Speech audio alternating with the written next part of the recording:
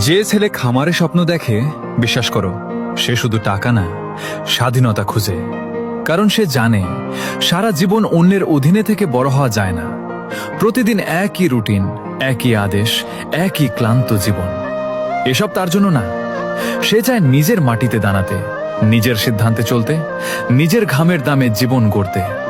লোক হাসবে, বলবে খামার করে কেউ বড় হয়। কিন্তু ইতিহাস বলে, যারা মাটি আঁকড়ে ধরে লড়াই করেছে তারাই একদিন সবচেয়ে শক্ত মানুষ হয়েছে।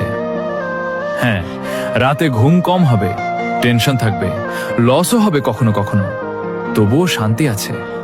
কারণ দিন শেষে তুমি জানো তুমি নিজের স্বপ্নের জন্য যুদ্ধ করছো। মনে রাখো, একদিন এই ছোট খামারটাই তোমার সবচেয়ে বড় পরিচয় হবে।